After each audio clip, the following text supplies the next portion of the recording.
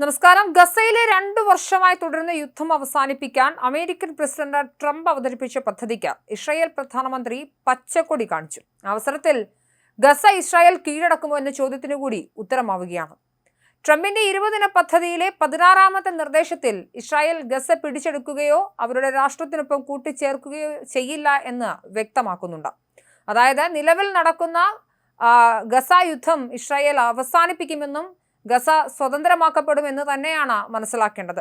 ഗസയിലെ ക്രമസമാധാന പരിപാലനത്തിനായി ഗസയിൽ ഉടനടി വിന്യസിക്കുന്നതിനായി ഒരു താൽക്കാലിക ഇന്റർനാഷണൽ സ്റ്റെബിലൈസേഷൻ ഫോഴ്സിനെ വികസിപ്പിക്കുമെന്നും അമേരിക്ക, അറബ് അന്താരാഷ്ട്ര പങ്കാളികളുമായി ചേർന്ന് ഇത് പ്രവർത്തിക്കുമെന്നും ISFന്റെ നിയന്ത്രണവും സ്ഥിരതയും ഒക്കെ സ്ഥാപിക്കപ്പെടുന്ന ഘട്ടത്തിൽ ഇസ്രായേൽ പ്രതിരോധ സേന നിബന്ധനകൾക്ക് വിധേയമായി ഇസ്രായേൽ ഘട്ടം ഘട്ടമായി ഗസയിൽ നിന്ന് പിന്മാറും എന്നുമാണ് നിർദ്ദേശങ്ങളുള്ളത്. ഇസ്രായേലിനോ ഈജിപ്തിനോ അതിന്റെ പൗരന്മാർക്കോ ഇനി ഭീഷണിയില്ലാത്തൊരു സുരക്ഷിത ഗസ എന്ന ലക്ഷ്യമാണ് ട്രംപ് ആസൂത്രണം ചെയ്യുന്നത്. ഹമാസ് കീഴടങ്ങുകയും ഗസ തീവ്രവാദ മുക്തമാവുകയും ചെയ്യുന്നതോടെ IDF അവർ കൈവശപ്പെടുത്തിയിരിക്കുന്ന ഗസ പ്രദേശം ക്രമേണ ISFന് കൈമാറുമെന്നാണ് ഉപാധി. എന്നാൽ നിലവിലെ ഗസയിൽ നിന്നും ഹമാസ് പൂർണ്ണമായി മാറണം എന്നത് മാത്രമല്ല, ഹമാസും മറ്റ് തീവ്രവാദ വിഭാഗങ്ങളും ഗസയുടെ ഭരണത്തിൽ നേരിട്ടോ അല്ലാതെയോ ഏതെങ്കിലും രൂപത്തിലോ ഒരു പങ്കും വഹിക്കുന്നില്ലെന്ന് ഉറപ്പാക്കപ്പെടുകയും വേണം. തുരങ്കങ്ങളും ആയുധ നിർമ്മാണ സൗകര്യങ്ങളും ഉൾപ്പെടെ എല്ലാ ഹമാസ് തീവ്രവാദ സൈനിക ഭീകര ആക്രമണ അടിസ്ഥാന സൗകര്യങ്ങളും നശിപ്പിക്കപ്പെടും. അത് പുനർനിർമ്മിക്കില്ല.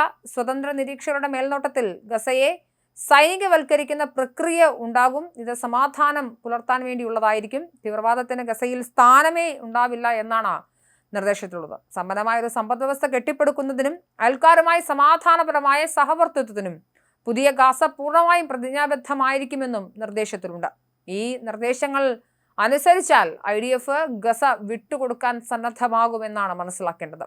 ഹമാസ് കീഴടങ്ങുക എന്നതാണ് ആത്യന്തികമായ നിബന്ധന. ഇത് സംഭവിച്ചാൽ അയൽക്കാർക്ക് ഭീഷണിയില്ലാത്ത തീവ്രവാദരഹിതമായ ഭീകരവിമുക്ത മേഖലയായി ഗസ മാറുമെന്നും ആവശ്യത്തിലധികം ദുരിതം അനുഭവിച്ച ഗസയിലെ ജനങ്ങളുടെ പ്രയോജനത്തിനായി ഗസ പുനർവികസിപ്പിക്കുമെന്നും ഇരുപക്ഷവും ഈ നിർദ്ദേശം അംഗീകരിച്ചാൽ യുദ്ധം ഉടൻ അവസാനിക്കുമെന്നും ട്രംപിന്റെ 20 ദിന പദ്ധതിയിലുണ്ട്.